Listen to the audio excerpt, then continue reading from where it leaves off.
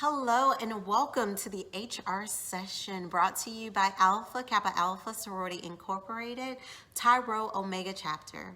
My name is Latoya Baldwin and I am a Senior Director of Human Resources and I work for a large Fortune 4 company. And today I'm going to talk to you about 4 facts about getting promoted that most people won't tell you. Right? So I've been in my profession for a long time, and there are some things that I think have a complete lack of transparency around that I'm spilling the beans. And I'm sharing these things with you in hopes that it will help propel you forward in your current company, that you understand the things that you need to know to show up as a motivated, prepared, and consistent employee that just cannot be ignored. All right, so let's jump into these 4 areas. Number 1, own your development, right? So don't wait for anyone to identify something in you or approach you about your career aspirations and the desires that you have. No one knows that better than you. So I encourage you to take the driver's seat on your development. Know where you stand today and where you would like to go. Understand your, what's your short-term goals, what are your long-term goals, and what are the steps that you need to take to get to where you want to be. To start off, I encourage you with a few recommendations that I have for you. So number 1, identify a position that you have an interest in, right? Whether it's one position, I would say no more than 2 positions beyond your current scope of responsibility, and find someone that's currently in that position that's doing a phenomenal job. Learn from them, ask questions, seek out opportunities to connect and explore the position. Identify a mentor, or someone that leads at the next level, that is someone that can provide transparency and perspective, that can help you navigate, and then also leverage your leader, right? Regardless if they've come to you about positions or not, go to them. Share your career aspirations. But in order to do that, the baseline is you have to be phenomenal at what you do today. You have to knock out your current position. Before someone can see you leading and taking on additional responsibility, you got to show that not only you can handle the responsibilities that you have today, but you start to identify and show up as not just a subject matter expert, a peer leader, someone that is doing the job. Maybe they don't quite have a title for it today, but they are leaning in and leading at the next level. So in order for you to do that, again, I talked about some people that you can lean into and to leverage. There's also a tip or exercise that I'll share with you that I like to do, and that is to leverage the job description of the position that you're interested in. So whether it's posted online or in your company portal, or maybe even going to your HR at your current employer, you can ask for that job description. And you take that, get 3 highlighters, get a red, yellow, and green highlighter, and go through and look at the responsibilities and duties of the position. Identify things that you do every day. You have a high level of confidence in executing, and you highlight that in green. Right? Those are things you feel comfortable with. You are able to deliver on those things today. You take the yellow marker and identify things that you've had some level of exposure to, but not as much, maybe not as comfortable with the material and would like additional visibility. Highlight that in yellow. And then areas that you don't understand what it is or have not had any familiarity with it, you want to highlight that in red. And as you create your development plan and what you go over in the next 30, 60, 90 days, you start with what was highlighted as red, right? Your least comfortable areas, and you start to identify who can help you gain exposure. Are there learnings on, the company website that you can take? Is it a person that you can job shadow, being that you have more flexibility and freedom because you're already knocking your day job out the park, so you have have more autonomy to take on additional responsibilities. So learn those things and leverage, hopefully that exercise can help you identify those things that you need to learn, because as an internal employee, you want to exhibit those behaviors in such a way today that better prepares you in the minds of the leadership team as someone that has the capability and the potential to take on that job or to do other things for the organization. And that leads me to point 2. So something that most people won't tell you, but I'm putting it on the table today. Right? If you are hearing about a position for the first time when it is posted, most often you're probably too late.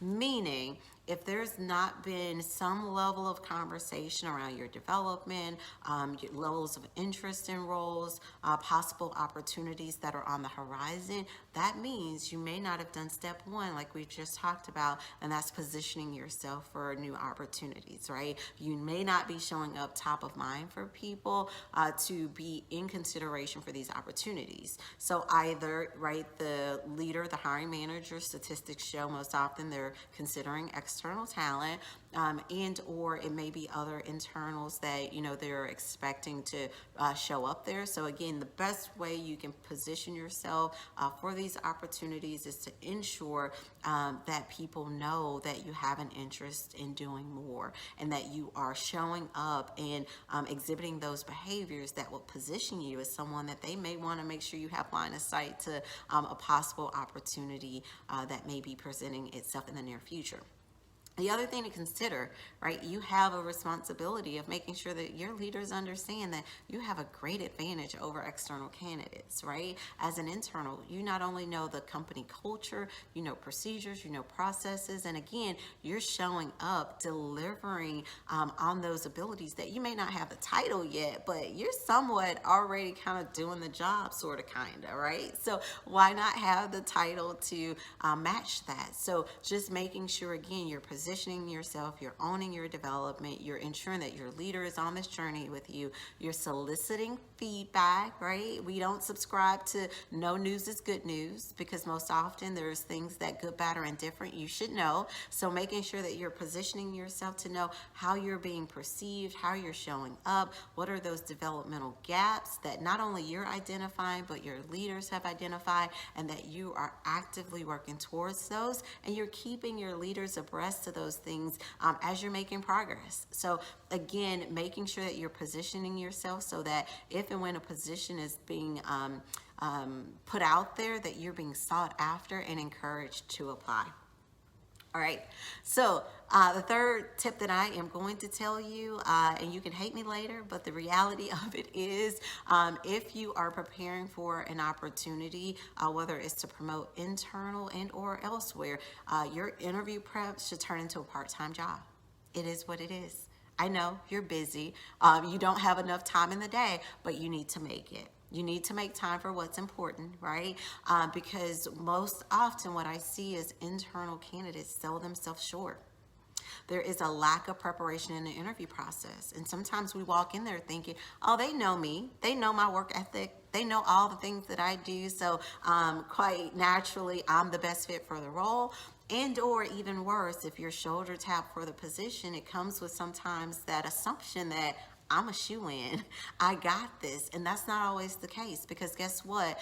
External candidates are coming prepared. They are bringing their A game. And in today's labor market, they are hungry, right? So they're going to come in and share how they hung the stars and the moon and how they are the best candidate for this position. So you got to be prepared.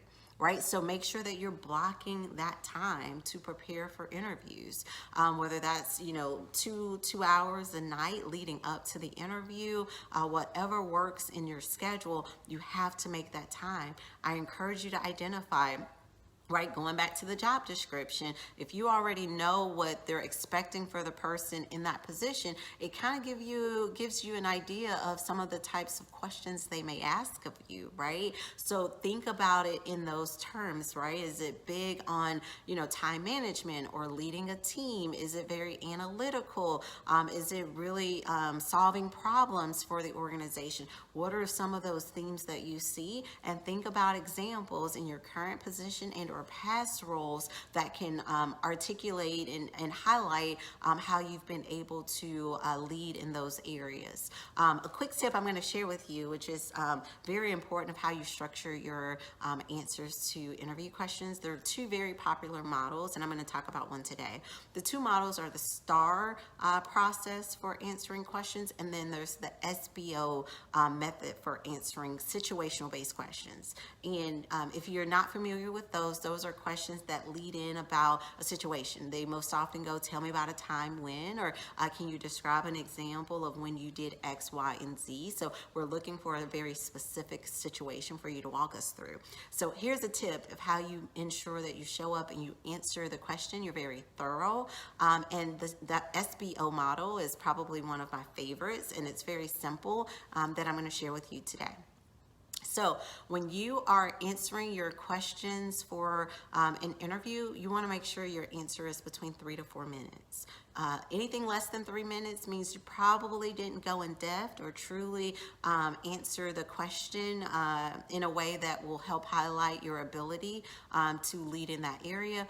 And then if you go over 4 minutes, there's a strong indication that you gave away too much. You probably went down a rabbit hole. There's some things that, you know, if you took up too much time, could backfire and be held against you. So 3 to 4 minutes per answer is a really good place to begin. And how you structure your answer in the SBO model is very quickly you talk about situation. S is for situation. So you want to give a high-level synopsis of whatever that situation is. Spend no more than 1 minute kind of framing up your answer so they know what you're going to talk about.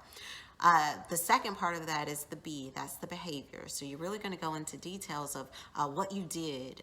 In that area, you're going to talk about what partners you took, what resources you leverage, but mainly that's your time to shine. So you're going to talk about all the different things that you took, all the actions you took to remedy the situation, okay? So that is the meat of your answer. That's where you want to spend the bulk of your time. And then lastly is your outcome. So that's the O. You want to make sure that you wrap up and you tie a nice little bow on the situation. So spoiler alert, if it was not a good ending, if you don't have a solid result at this point, or it's too new, it just happened last week, that is a good indication that that's not the answer that you should be providing for this particular situation, right? So you want to wrap up of how you solved whatever problem or situation it was, and then make sure that you leverage any statistics, any data, anything that can tie in with your results, makes that answer that much stronger. So you want to make sure that that's how you're framing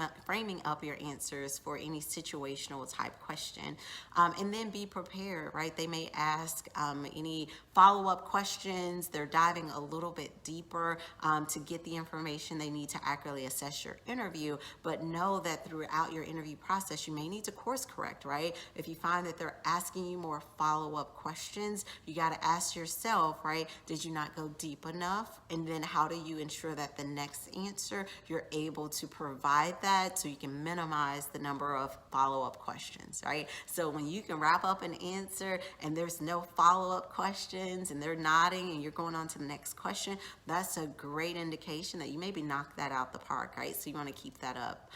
So going into an interview and prepping for that, you have to understand that you need the time before the actual interview to ensure that you're going into that situation prepared. If not, and you're trying to think of answers on the fly or in the moment, your first answer is typically not your best answer. And you're going to get out of that interview and start to think about, oh my gosh, I could have leveraged this situation. Or I could have talked about this or talked about that.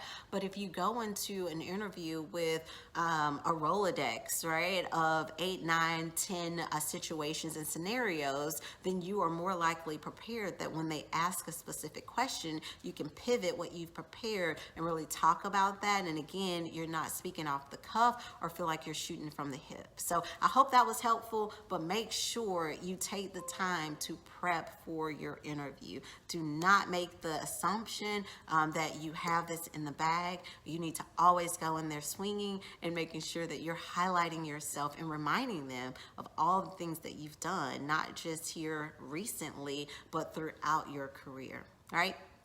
So the last thing that I'm going to talk to you about today, as a thing that I see, right, when we think about internal promotions and people navigating this space, most people miss the opportunity to negotiate their offer. So this last point is really being prepared that you've nailed your interview. Now it's time to ensure that you are compensated accordingly, right? So don't go into an interview process without some level of awareness and indication of where you would like to see yourself from a compensation standpoint, right? You know what you make today.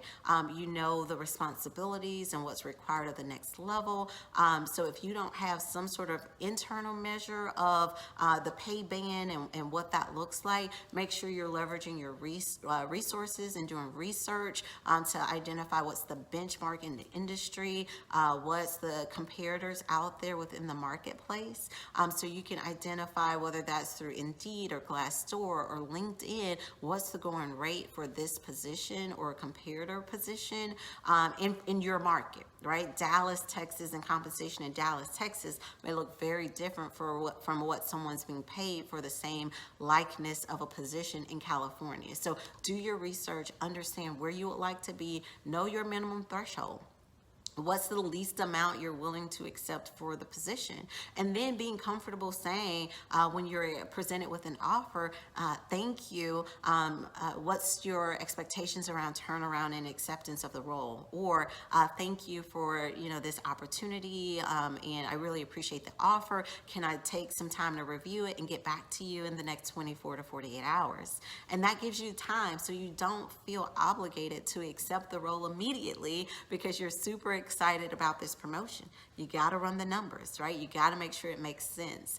And then being able to go back and position yourself to have an educated conversation around your compensation and what that should look like, right? So if the numbers are off, what do you need to be able to move forward in this role? And the worst that they can say is, no, that's not reasonable, or we're not able to meet you at that particular number, but they may come back. I've never seen a company come back and say, you know what, if you don't want this offer, we're going to rescind this position. Like, we're just going to, say this never existed. You won't run into that. So don't be afraid of asking for that. And again, the worst that they could say is no. And then you can decide whether or not you want to move forward with accepting the position, right? So do that. Again, know your research. And the one thing I'll wrap up with saying here as well, when you're considering your compensation, make sure that you're looking at total compensation. Sometimes an opportunity isn't just about the dollar amount, right? Not just the exposure and how this position could set you up for future success, but understand what are those other things around benefits that you may not be aware of. Does it come with additional perks? Do you get a car allowance? Do you get transportation reimbursement? Do you get a bonus eligibility? Does that increase? Do you get equity within the company? Like, there's so many other things that you could consider or negotiate as a part of this opportunity. So make sure you're taking that into full consideration and not just solely focused on the dollar amount. So with that, I hope that you found this session insightful and it could help you as you continue to navigate your career. We thank you for participating on behalf of Alpha Kappa Alpha Sorority Incorporated, Rho Omega chapter. We thank you and we're rooting for you. So go out there and be great.